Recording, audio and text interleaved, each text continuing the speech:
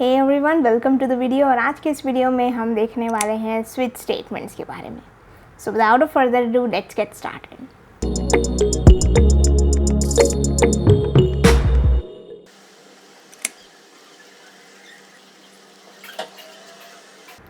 तो जैसे कि हमने देखा था इफ़ एल्स के केस में इन द प्रीवियस वीडियो कि कैसे हम हमारे कोई भी कंडीशंस के लिए डायरेक्शनल पाथ बना सकते हैं, मतलब कि हमें कौन से कंडीशन पे कौन सा जो सेट ऑफ स्टेटमेंट्स है वो सारे एग्जीक्यूट करने हैं, वो हम डिसाइड करते हैं by using the if else. So बिल्कुल सिमिलर सा ही case with the switch is also there. तो हमारे पास जितने भी स्विच रहते हैं वो, जैसे कि हम घर के स्विच बोर्ड में देखें तो हमारे पास क्या रहता है, स्विच बोर्ड में काफ़ी सारे स्विचेस होते हैं, ओके लाइक दिस। तो इन स्विचेस में हमारे पास एक स्विच होगा मान लो फॉर द फैन, देन एक स्विच होगा फॉर द लाइट, देन एक और स्विच होगा फॉर सम अदर पर्पस, जैसे किसी और जगह का लाइट हो गया, then this one for this power. तो ये सारे करके हमारे पास अलग अलग जो स्विचेस रहते हैं।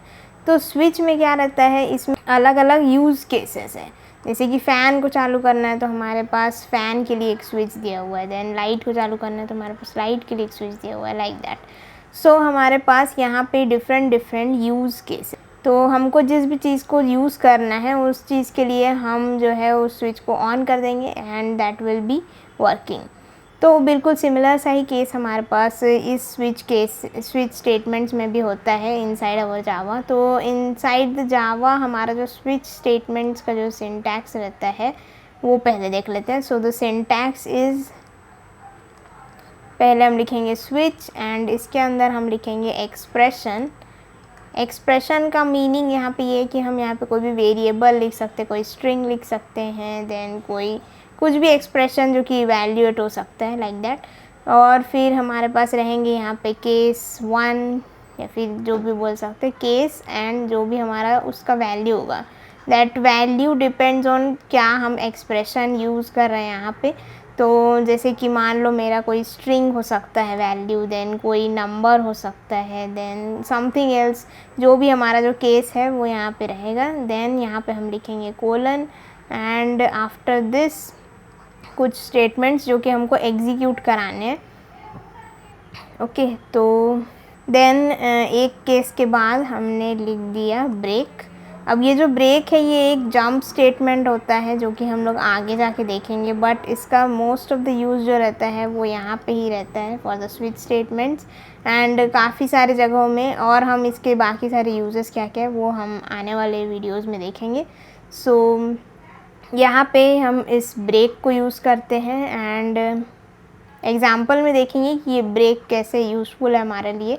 देन हमारा जो रहेगा नेक्स्ट केस रहेगा, देन कम्स आवर केस 2 जो भी हमारा वैल्यू रहेगा सिंपल। देन अगेन यहाँ पे हम लोग लगा देंगे ब्रेक एंड यहाँ पे हमारा रहेगा एक डिफ़ॉल्ट।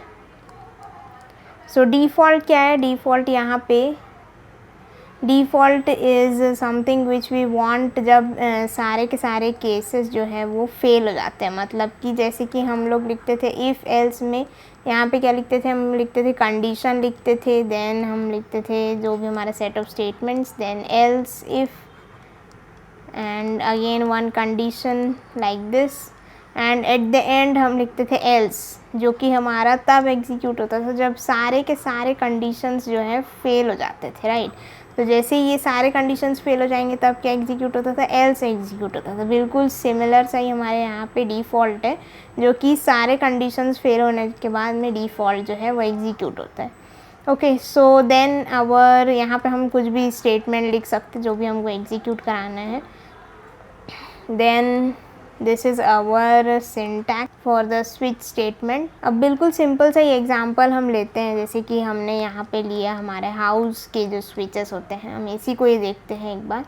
तो अगर हमको हमारे जो स्विच बोर्ड है उसके लिए हमको स्विच केसेस लिखने हैं तो हम कैसे लिखेंगे, उसके लिए हम एक प्रोग्राम देखते हैं, ओके। तो देखते हैं इस एग्जांपल के लिए हमारा स्विच स्टेटमेंट कैसे काम करेगा या फिर हम इसको कैसे स्विच केसेस में लिख सकते हैं। तो सबसे पहले हम लेंगे एक इंट स्विच नंबर, जो कि हमको बताएगा कि कौन से नंबर का स्विच को हमको ऑन ऑफ करना है। ओके, तो इसको हम यूज़र से इनपुट लेने वाले हैं। So we will take the input from the user and अब हम लिखते हैं हमारे स्विच केसेस को। तो ये हो जाएगा हमारा स्विच, देन यहाँ पे हमने लिख दिया स्विच नंबर। अब इस स्विच नंबर को हमने लिखा, अब हमने हमारा केस डिफाइन स्टार्ट किया। तो केस जैसे हम लिखेंगे, हमारा यहाँ पे क्या आता था, वैल्यू आता था। वैल्यू के जगह में हम क्या लिखना है, जो भी इस एक्सप्रेशन से मैच होगा उसको हमको देना है। मतलब इस एक्सप्रेशन से मैच कैसे होगा, जैसे हमको कोई भी यूज़र बोलेगा कि हमको 1 नंबर का हमने 1 नंबर का बटन दबाया, तो हमारा क्या चालू होना चाहिए, फ़ैन चालू हो जाना चाहिए। ओके, तो हमारा यहाँ पे क्या आएगा, एज इनपुट एज 1। तो यहाँ पे भी हम पास क्या कर रहे हैं, इसी 1 को पास कर रहे हैं। तो हमारा जो केसेस है वो इस एक्सप्रेशन से मैच होना चाहिए। मतलब कि ये 1 हो सकता है, 2 हो सकता है, 3 हो सकता है, 4 हो सकता है, लाइक दिस। लेकिन अगर हम इसको, अगर यहाँ पे हम इंटीजर वैल्यू पास कर रहे हैं और यहाँ पे हमने कोई स्ट्रिंग वैल्यू दे दिया या फिर कुछ दे दिया, जो कि मतलब हम दे सकते हैं, लेकिन अगर हम मैच नहीं कर पा रहे हैं यहाँ पे, तो ये क्या होगा, आखिरी में क्या होगा, डिफ़ॉल्ट केस में जाएगा और उस डिफ़ॉल्ट केस को एग्जीक्यूट कर देगा, क्योंकि इसके साथ तो कोई मैच ही नहीं हो रहा है।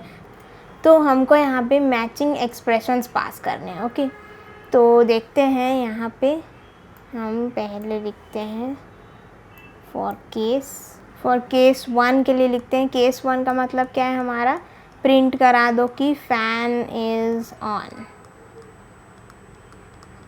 अभी के लिए हम बस ऐसे लिख रहे हैं, इसमें कुछ मैनिपुलेशन नहीं कर रहे हैं। देन अगर हमारा केस 2 हुआ तो हम क्या करेंगे, यहाँ पे हमारा केस 2 हुआ तो हम लाइट को ऑन कर देंगे। ओके, सो यहाँ पे लिख देंगे कि लाइट इज़ ऑन। देन अगर हमारा केस 3 हुआ, देन लाइट 2 इज़ ऑन। तो हमने ऐसे लिख दिया इसको। देन केस 3 में हमने लिख दिया कि, केस 4 में हमने लिख दिया कि हमने पावर बटन को ऑन कर दिया, power is on, like this. तो हमने जो है इन स्विचेस के लिए अलग अलग केसेस को डिफ़ाइन कर दिया। जैसे केस 1 हुआ तो हम फ़ैन ऑन करेंगे, केस 2 हुआ तो हमारा लाइट ऑन हो जाएगा, एंड थर्ड में किसी और जगह का लाइट ऑन हो जाएगा, like that, and power button on हो जाएगा, लाइक दिस। तो हमने अलग अलग केसेस को यहाँ पे डिफ़ाइन किए हैं। एंड अब हमको लास्ट में एक डिफ़ॉल्ट केस भी डालना है सिंटैक्स के मुताबिक। सो डिफ़ॉल्ट केस में हम डाल देते हैं कि, डिफ़ॉल्ट केस में हम डाल देते हैं कि not a valid switch number.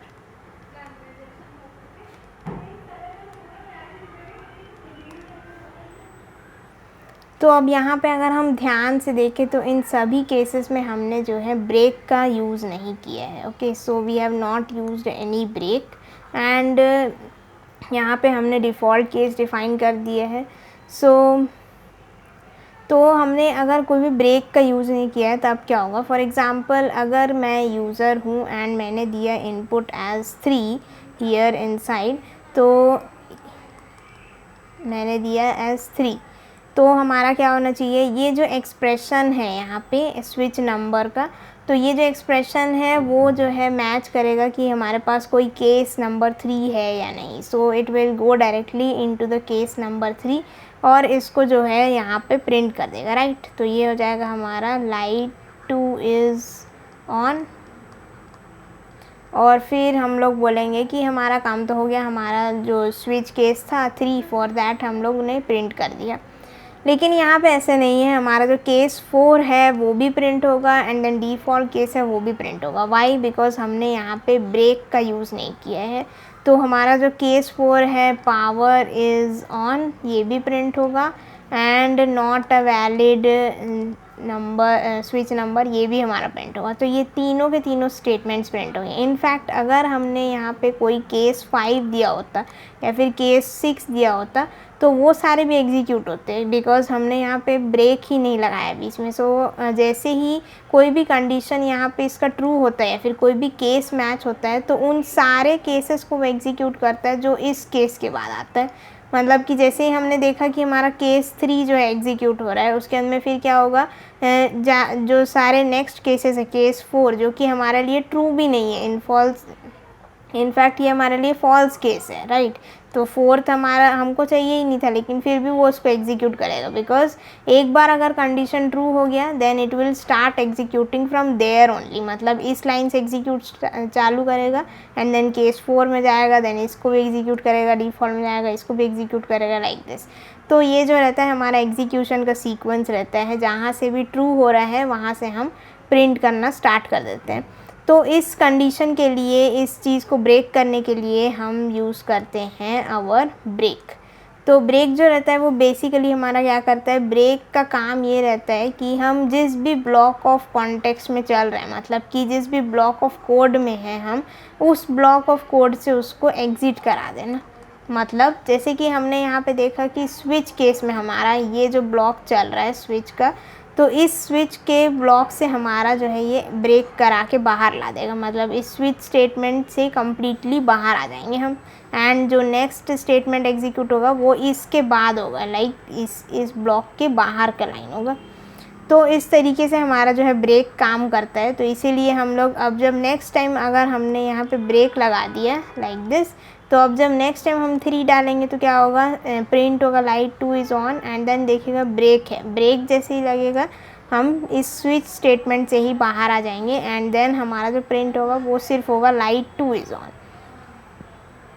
तो ये जो होता है, तो इस तरीके से हमारा जो है स्विच स्टेटमेंट काम करता है। एंड तो अब काफ़ी सारे लोगों को ये लग रहा होगा कि हम जो सारे काम यहाँ पे कर रहे हैं यही सेम काम तो हमने इफ़ एंड एल्स को भी ले करके किया था, then what's the use of the switch, right. तो यहाँ पे इस स्विच का एडवांटेज ये है कि हम जो है यहाँ पे less lines of the code लिख रहे हैं। अगर आप ध्यान से देखें तो हमने इस केस के लिए सिर्फ 1 लिखा है, देन इस केस के लिए हमने सिर्फ 2 लिखा है। लेकिन अगर यहीं पे हमने अगर इफ़ एल्स यूज़ किया होता तो हमको कुछ इस तरीके से लिखना पड़ता कि इफ़, देन यहाँ पे हमने कंडीशन लिखना पड़ता कि switch number is equal to 1। फिर हमको ये स्टेटमेंट लिखना पड़ता, देन केस 2 के लिए अगेन हमको लिखना पड़ता है else if and then switch number is equal to 2। तो इन सारे रिपीटेड कंपैरिजन्स को हमको बार बार करना पड़ता है। मतलब switch number equals to 1, then switch number equals to 2, like this. तो हमको बार बार उस स्विच नंबर को कंपेयर करना पड़ता है। That is a very tedious task. And एक एडवांटेज है स्विच स्टेटमेंट्स का, एंड दैट इज़, तो जो स्विच स्टेटमेंट्स होते हैं हमारे वो सारे के सारे काफ़ी ज़्यादा यूज़फुल होते हैं फॉर आवर